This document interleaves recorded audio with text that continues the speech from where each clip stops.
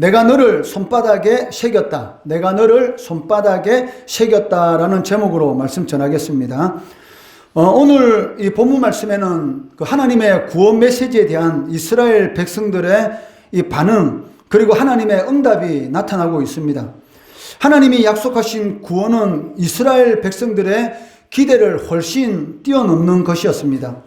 예루살렘의 현실이 비록 절망적이기는 하였지만 이스라엘은 그러한 절망적인 상황 가운데 있다 할지라도 하나님의 이 약속의 말씀을 붙들고 믿음의 반응을 이렇게 보여야 했습니다. 그런데도 불구하고 이스라엘 백성들의 이 반응이 무엇입니까? 하나님이 예루살렘을 버리셨고 잊으셨다라는 그러한 이 절망의 이 모습을 보이고 있다는 것입니다. 14절에 보시면 오직 시온이 이르기를 여호와께서 나를 버리시며 주께서 나를 잊으셨다 하였거니와. 하나님은 하나님의 백성들을 잊은 적이 없습니다. 그런데도 불구하고 눈에 보이는 이런 현상, 이 현실에만 매여 있기 때문에 하나님의 이런 역사, 하나님의 도우심의 그런 역사를 신뢰할 수 없었던 것입니다. 그렇지만 하나님께서 이스라엘 백성들이 하신 그 약속은 현실에 절대로 매이지 않는다는 것입니다.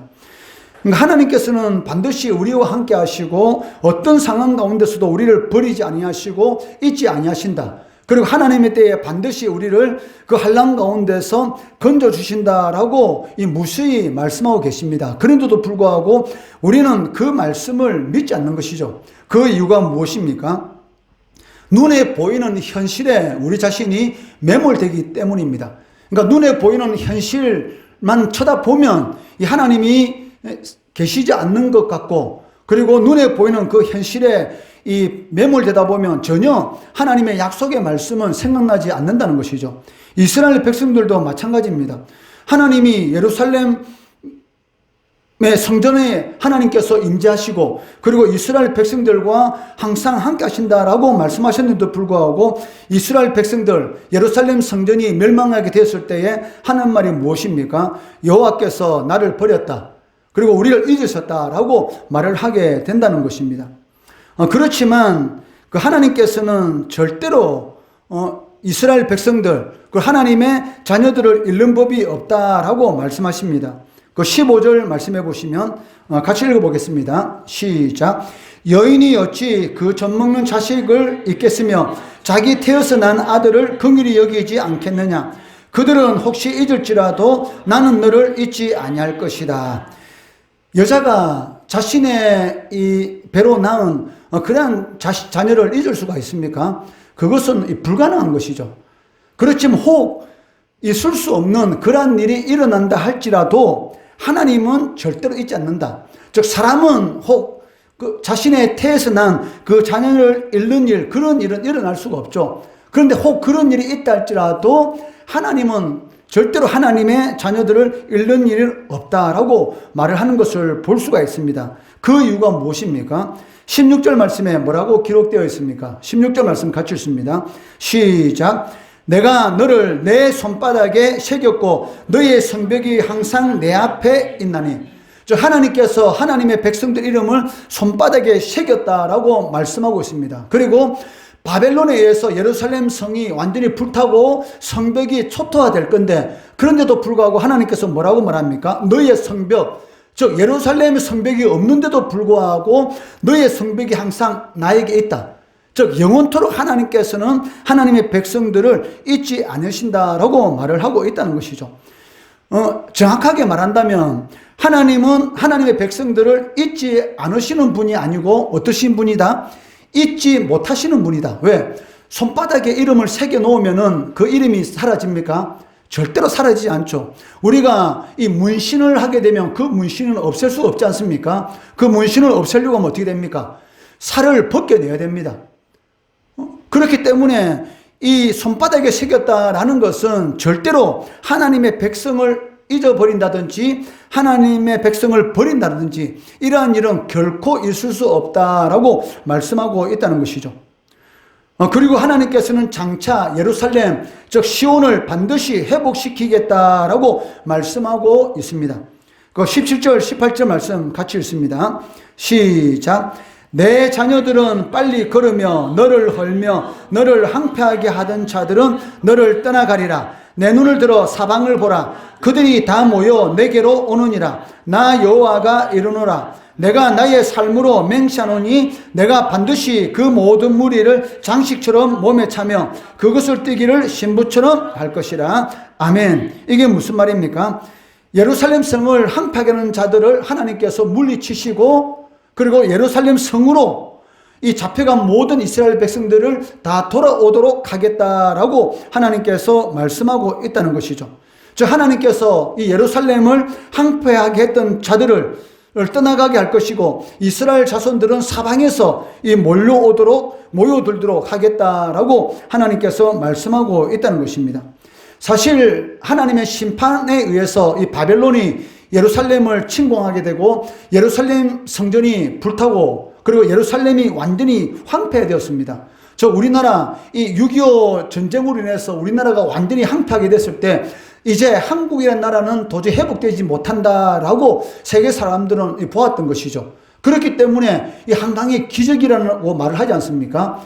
도저히 있을 수 없는 일, 6.25로 인해서 완전히 황폐된 이 한국이라는 나라는 이제 더 이상 회복 불가능하다라고 세상 사람들이 생각했는데 어떻게 됐습니까? 이렇게 잘 사는 그런 나라가 되었지 않습니까? 그렇기 때문에 기적이라는 단어를 쓰는 것이죠. 이 예루살렘도 마찬가지였습니다. 이 도저히 예루살렘이 다시 회복될 것이다 라는 그러한 것을 기대하기는 너무나 어려운 상황이었습니다. 그런데도 불구하고 하나님께서는 무엇이라고 말씀하십니까? 예루살렘 성에 사람들이 너무나 많이 있어서 심지어는 쫓게 될 것이다 라고 말씀하고 있다는 것입니다. 그 19절 말씀 같이 읽어볼게요. 시작. 이는 내 항폐하고 적막한 곳들과 내 파멸을 당하였던 땅이 이제는 주민이 많아 쫓게 될 것이며 너를 삼켰던 자들이 멀리 떠날 것이니라. 항폐하고 적막한 곳, 바로 바벨론에 의해서 많이 초토화된 예루살렘을 의미합니다. 그런데 그 예루살렘이 어떻게 되겠다는 것입니까? 이 사람이 많아서 이 쫓게 되는 그러한 일들이 일어나게 될 것이다. 즉, 이 예루살렘이 다시 회복될 것이다 라고 하나님께서 말씀하는 것을 볼 수가 있다는 것이죠. 이것은 인간의 상식으로는 불가능합니다. 어떻게 성전까지 불이 타고 성 위에 돌 하나도 없는, 그리고 완전히 초토화된, 그리고 많은 사람들이 이 바벨론으로 끌려갔는데 그런 상황에 이 예루살렘이 회복된다? 이것은 거의 불가능하다라고 생각하였던 것이죠. 그래서 21절 말씀해 보면 뭐라고 말합니까? 이들은 어디서 생겼는고? 즉 예루살렘의 회복을 직접 경험한 자들조차도 말을 하게 될 건데 그 말이 무엇입니까? 21절 하반절에 보시면 이들은 어디서 생겼는가? 어떻게 이런 일이 있을 수가 있는가? 어떻게 그렇게 황폐한 땅에 다시 이렇게 많은 사람이 살 수 있는 그러한 이런 땅이 될 수가 있는가라는 그런 말을 하게 된다는 것이죠. 예루살렘이 회복되었다라는 것은 이스라엘 백성들이 기대하거나 요구할 수 없는 그러한 것이었습니다. 감히 바랄 수 없는 그러한 구원과 이런 회복의 역사가 하나님의 은혜로 주어졌다는 것이죠. 이스라엘 자손의 회복과 구원은 자신들의 노력이나 어떤 행위로 말미암아서 이룰 수 있는 것이 아니었다는 것입니다. 이스라엘 백성들이 죄를 지을 수는 있습니다. 그를 통해서 이 바벨론이 하나님의 도구로서 이 이스라엘을 이렇게 멸망시키게 되는 것이죠. 그렇지만 이 회복, 자신들이 죄를 지어서 그 나라를 멸망시킬 수는 있습니다. 여러분들이 하나님의 뜻과는 전혀 상관이 없는 그러한 삶을 살아가게 되면 여러분 인생을 스스로 망하게 만들 수는 있죠. 그것은 나의 행위, 하나님의 뜻과는 전혀 상관이 없는 그런 행위 때문에 내 스스로 내 인생을 망하게 할 수도 있다는 것입니다. 그러나 그런 망하게 된 그런 인생 가운데서 회복될 수 있는 것은 여러분의 행위, 여러분의 노력으로는 절대로 불가능한 것이죠. 무엇이 있어야 됩니까? 하나님의 은혜가 임할 때만이 그것이 가능하다는 것입니다. 그렇기 때문에 기도해야 하는 것이죠. 기도는 하나님의 은혜의 통로이기 때문에 그래서 성도라면 기도해야 합니다. 기도하지 않는 것, 그것은 하나님의 은혜가 필요 없다라고 말을 하는 것과 똑같습니다. 기도해야 되는 것이고 하나님의 말씀 봐야 되는 이유가 무엇입니까? 항폐된 땅, 황폐하게 된 내 인생, 아무 꿈도 없고 비전도 없고 내 생각대로 풀리지 않는 그러한 삶 가운데서 회복할 수 있는 그 길은 무엇입니까? 바로 하나님의 은혜가 나에게 주어져야 한다는 것이죠. 그런데 하나님의 은혜가 나에게 주어지는 그 통로가 무엇입니까? 바로 기도라는 것입니다. 그리고 예배인 것이죠. 예배 가운데 하나님께서 은혜 베풀어 주시고 기도 가운데 하나님께서 은혜를 베풀어 주신다는 것입니다. 왜 예배가 은혜 통로입니까? 예배 그 안에 말씀이 있고 기도가 있고 찬양이 있고 모든 것이 다 들어있기 때문입니다. 그래서 전적으로 하나님의 역사, 그것이 이 이스라엘 백성들의 황폐한 땅에 필요하였던 것입니다. 이스라엘을 압제하는 나라들, 이스라엘을 멸망시킨 바벨론, 그리고 이스라엘 근처에 있는 이런 많은 이방 나라들이 결코 약한 나라들이 아니었습니다. 그들은 모두 강대한 제국이죠. 그렇기 때문에 이 바벨론에 대해서 뭐라고 말합니까? 바벨론 제국, 페르시아 제국, 로마 제국, 이 제국이라는 이 말을 이렇게 사용하고 있지 않습니까? 그렇지만 하나님 앞에서 이 제국이 무슨 소용이 있습니까? 하나님이 보시기에는 이 제국이든 아니면 그냥 일반적인 나라든 전혀 이 상관이 없다는 것입니다. 그러니까 하나님 앞에서는 어떤 문제도 하나님께는 아무 전혀 문제가 되지 않는다. 하나님 앞에서는 이런 에베레스트와 같은 그런 큰 산과 같은 그런 문제도 하나님은 무엇을 만들 수 있습니까? 이 평지로 만들 수 있는 그 능력이 누구에게 있다는 것입니까? 바로 하나님에게 있다는 것이죠. 에베레스트 산과 같은 그러한 이런 문제가 내 앞을 막고 있다 할지라도 그것을 평지로 만드시는 그런 능력이 바로 하나님께 있다는 것이죠.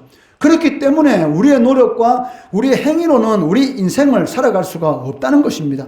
불신자들은 이것을 모르기 때문에 마치 자신의 노력과 자신의 행위로서 인생을 행복하게 할 수 있다.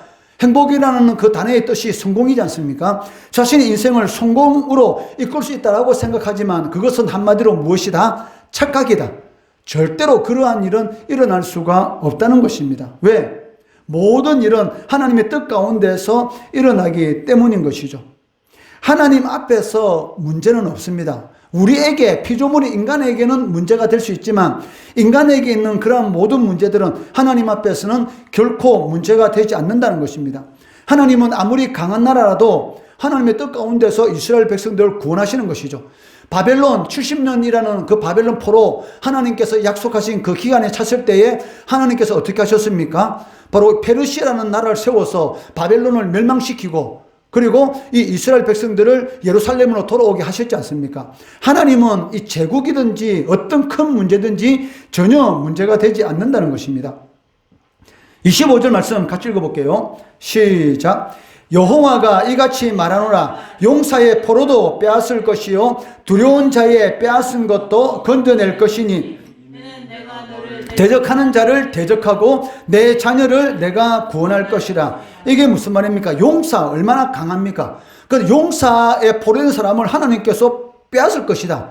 그리고 모든 사람들이 두렵게 여기는 자들에게로부터도 내가 빼앗을 것이다. 즉 하나님 앞에서는 용사도 없고 두려운 것도 없고 아무것도 문제가 되지 않는다라고 말씀하고 있습니다. 중요한 것은 무엇입니까? 내가 하나님의 자녀인가? 왜?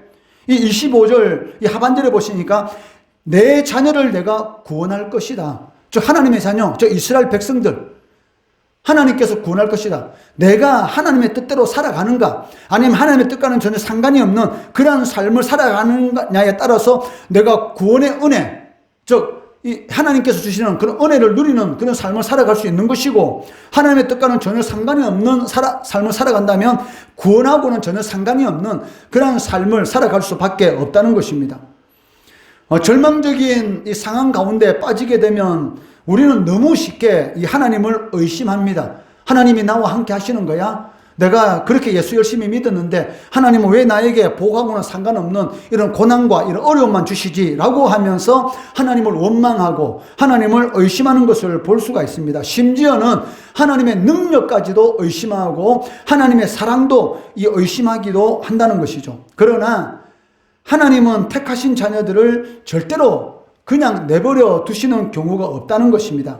다만 우리가 눈앞에 보이는 이런 현실에 우리가 매몰되어 있기 때문에 하나님의 사랑도 경험하지 못하는 것이고 하나님의 능력도 우리가 경험하지 못하는 것이고 궁극적으로는 믿음을 잃어버린다는 것입니다. 믿음이 없으니까 하나님을 기쁘게 하지 못하고, 믿음이 없으니까 하나님의 사랑을 체험하지 못하고, 믿음이 없으니까 하나님의 능력도 체험하지 못한다는 것입니다. 그렇기 때문에 우리가 신앙생활을 하면서 반드시 놓치지 말아야 할 것이 있는데, 그것이 무엇입니까? 하나님께서는 우리를 손바닥에 새길 만큼 우리를 어떻게 하신다? 사랑하신다. 그리고 하나님 앞에서는 에베레스트산과 같은 그러한 문제도 평지가 되는 그러한 전능하신 하나님이시다라는 것을 반드시 우리가 명심하고 있어야 한다는 것입니다. 26절 말씀 같이 읽어볼게요. 시작. 내가 너를 억압하는 자들에게 자기의 살을 먹게 하며 새술의 취함같이 자기의 피에 취하게 하려니 모든 육체가 나 여호와는 내 구원자요 내 구속자요 야곱의 전능자인 줄 알리라. 즉 뭐라고 말씀합니까? 하나님이 무엇이다? 하나님은 구속자고 전능자다. 하나님은 구속자고 전능자다. 이렇게 말씀하고 있다는 것이죠. 그렇기 때문에 하나님이 우리를 얼만큼 사랑하십니까? 손바닥에 이름을 새길 만큼 우리를 사랑하시고, 그리고 어떤 상황 가운데 있을지라도 우리를 구속하시고 모든 일을 행하시는 그런 전능자인 하나님이시다라고 말씀하고 있다는 것이죠. 이것을 믿어야 하는 것입니다. 그런데 문제는 무엇입니까? 믿지 않는 것이죠. 하나님께서 우리 이름을 손바닥에 새겼다 하더라도 전혀 나하고는 상관이 없는 것처럼, 하나님이 전능자시다 말하는데도 불구하고 하나님의 능력이 나의 삶에 일어나지 않을 것처럼 자신의 생각, 자신의 노력, 자신의 방식으로 신앙생활하고, 그리고 자신의 방식으로 세상을 살아가더란 것입니다. 기도하지 않는다? 그러면 내 방식으로 살아가고 있는 겁니다. 기도한다? 하나님의 방식으로 살아가는 것이죠. 그리고 그러한 자들, 하나님의 방식으로 살아가는 자들에게 하나님께서 행하시는 일이 무엇입니까? 구속자고 전능자인 그러한 은혜를 하나님께서 베풀어 주신다라고 말씀하고 있습니다. 이것을 꼭 명심하시고, 하나님은 우리를 어떻게 사랑하십니까? 손바닥에 이름을 새길 만큼 우리를 사랑하시고, 하나님은 어떤 분이십니까? 아무리 큰 문제도 전혀 문제가 되지 않는 그런 전능자시라는 것입니다. 이것을 꼭 명심하시고 하나님의 뜻을 따라서 살아가는, 그를 통해서 구속자요 전능자를 삶 가운데 체험할 수 있는 우리 성도들 되시기를 주의 이름으로 축원합니다.